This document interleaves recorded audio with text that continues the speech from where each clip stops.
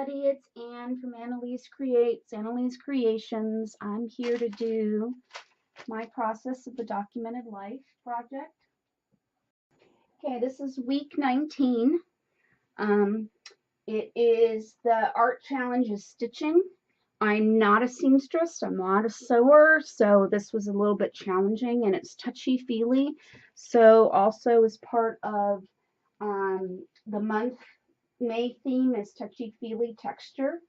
And the journal prompt is, all that I'm after is life full of laughter. So anyway, so I'm going to get started and you'll just watch me do my process. See you in a bit.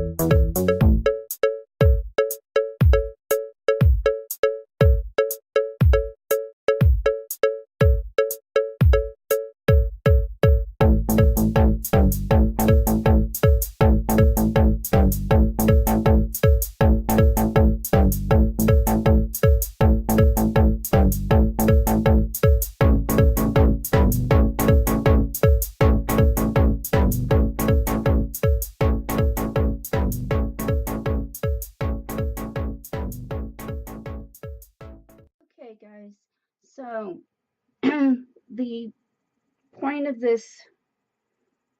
this week's prompt is things that leave you in stitches. I guess think laughter, things that are funny to you. And I like funny movies or good comedy movies, a good joke, funny friends. Laughing at myself can leave me in stitches, right? So I'm not a sewer by any means, but I took a punch and I punched out some of my drop paper, wax papers that I use like this. After they're pretty filled up, I add some extra marks and things to it, and then I punch it out with one of my favorite flower punches. So I decided, because this particular flower punch has little holes in the middle, so I figured that would be perfect to add some stitching to on the flowers. So I figured I would add that to them. But these kind of get lost in the background. So I thought, okay, so I was going to switch to these, but I need to outline them too after I glue them down.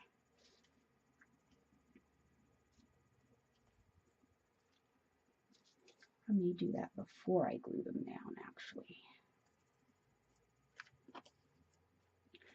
Before that, I'm going to add some extra stuff to the background. It's missing something. So yeah. So before I do what I'm going to do, something to cover my area up back here, behind me here, that in front of me, I should say. You don't see it, but yeah. Okay. So I'm going to add, I've been into splatters lately. I don't know why, I just am. So that's what I'm going to do. I'm going to splatter some paint on here. And I'm using the Golden Fluid acrylics. And they're basically watered down acrylics. I mean, if you have bottles, you know, small bottles with the squirt end on it, you could, you know, make your own fluid acrylics by just adding some acrylic paint and water and a little BB in the bottle to keep things mixed up well. But I wanted to try the real thing. And they're pretty good, actually. I really like them. They're not cheap, but, you know, most good art supplies are not cheap anyways.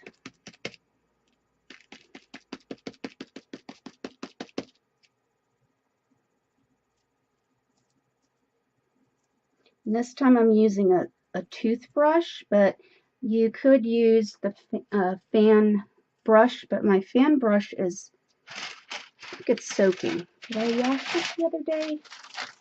Or is it soaking? I'm going to look here, guys. I'm just looking in a pile of clean brushes that I just brought up the stairs, but I don't see it here. So it's probably still soaking. And if you've watched any of my previous videos, you will find out that, well, I've been using Murphy's Oil soap for a long time for my floors, for my cabinets, for getting paint off the walls, for getting paint off my hands, but I didn't know that it made a good brush cleaner. I got that tip from Gina Ahrens. And then I figured, well, if it gets paint off of brushes, wouldn't it get the paint off and the gunk off of your stencils, like the modeling paste? You know, when you, like you saw me earlier using modeling paste, would the modeling paste come off of my stencils? And I discovered that it does. It works great. You just fill a pan or a bucket or whatever full of water and add some Murphy's Oil soap and just get it nice and soapy, and then you just leave it in there to soak.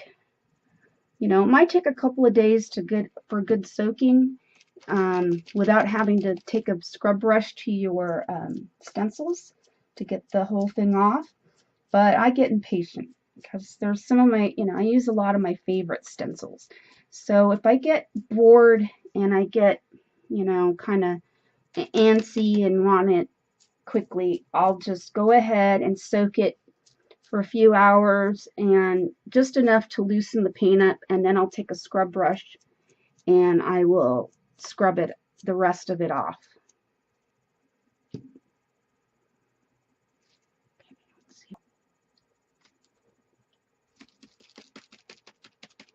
I like my fan brush better than the toothbrush, but since it's drying, I use this.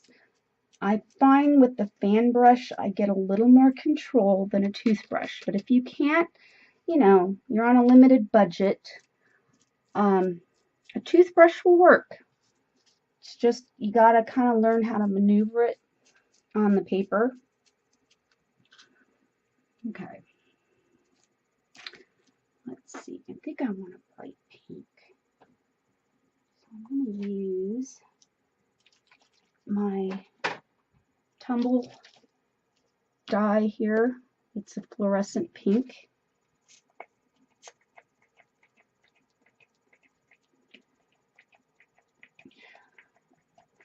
And you see why, I could use a baby wipe to wipe my fingers off right now, but no, of course not. It's not the way it works. Gotta get good and messy.